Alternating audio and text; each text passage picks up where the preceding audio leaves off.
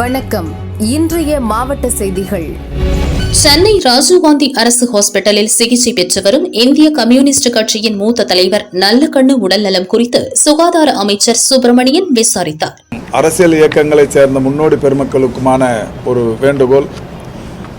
101 வயதை கடந்தவர், மிகப்பெரிய தேசிய விடுதலை போராட்ட வீரர், மிகப்பெரிய தலைவர்.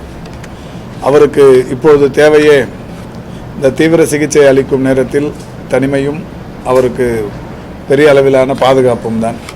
எனவே வெளியிலிருந்து வந்து அவருடைய உடல் நலத்தில் அக்கறை கொண்டு விசாரிப்பதை, குறிப்பாக மருத்துவமனைக்கு அவரை நேரில் பார்த்து விசாரிக்க வேண்டும் என்கின்ற அளவிலான அந்த நிலையை கைவிட வேண்டும் என்று கேட்டுக்கொள்கிறோம். மருத்துவமனைக்கு வந்தால் இங்கே ஒரு மருத்துவர் குழு அவருடைய உடல்நிலை குறித்து யார் வந்து எப்போது கேட்டாலும் சொல்வதற்கு தனியாகவே ஒரு டீம் ஒன்று போட்டு வருபவர்களுக்கு பதில் சொல்வதற்கு வெளியிலேயே அந்த விசிட்டர்ஸ் இதில் அங்கேயே உட்கார வைக்கிறோம். அவங்கள பதில் சொல்லி அனுப்ப சொல்கிறோம். அன்பு கூர்ந்து வார்டுக்கு வந்து தீவிர சிகிச்சை பிரிவில் இருக்கிற அவரை பார்க்க வேண்டும் என்கின்ற எண்ணத்தை கைவிட வேண்டும் என்று அன்போடு வேண்டி கேட்டுக்கொள்கிறோம். மதுரை மாநகராட்சி மேயரை பதவி நீக்கம் செய்யும் வரை மாமன்ற கூட்டத்தில் அதிமுக கவுன்சிலர்கள் பங்கேற்க மாட்டார்கள் என முன்னாள் அமைச்சர் செல்லூர் ராஜு கூறினார். இப்ப குற்றம் சாட்டு நிரூபிக்கப்பட்டது மாதிரி 30 கோடி ரூபாய் வசூல் பண்ணிருக்கு. அவங்க 21 கோடியே 21 லட்சம் ரூபாய் அவங்க காமிக்கிறாங்க.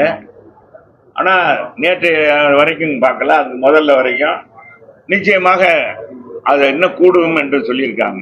அப்படி இருக்கும்போது அது அந்த இதுல போய் இந்த முறையீடுக்கு காரணமாக இருக்கிறவங்க தலைமையில நடக்கிற கூட்டத்துல கலந்து கொள்ள என்ன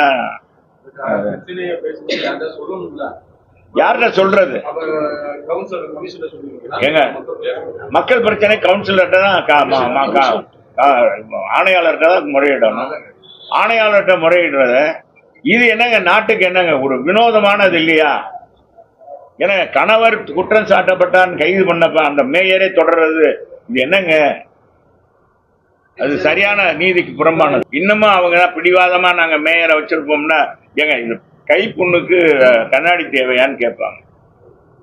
அவங்க தவறு செஞ்சாங்கன்றதுக்கு நமக்கு அழகான அவங்க வீட்டுக்காரரே காரணம். அவர்தான் நிழல் மேயரா இருந்து செயல்பட்டு இருக்காரு. அப்படி இருக்கும்போது ஏன் இதுல என்ன அது இருக்கு? ஒண்ணுமே இல்லையே.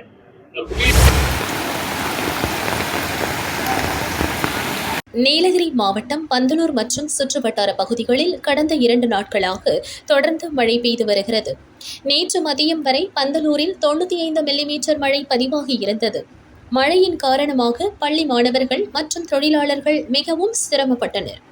கடும் மேகமூட்டம் நிலவியதால் பந்தலூர் சுற்றுவட்டார பகுதிகள் பகல் நேரத்திலும் இருளான காலநிலையை உணர்த்தியது. வாகன ஓட்டுநர்கள் முகப்பு விளக்கு வெளிச்சத்தின் உதவியுடன் வாகனங்களை இயக்கினர்.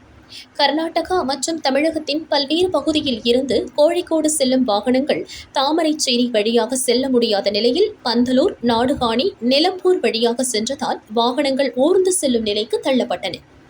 தொடர் மழை மற்றும் மேகமூட்டம் காரணமாக கடும் குளிர் நிலவி வருகிறது. மழையினால் பாதிப்புகள் ஏற்படுகிறதா என்பதை வருவாய்த்துறை மற்றும் தீயணைப்புத் துறையினர் கண்காணித்து வருகின்றனர்.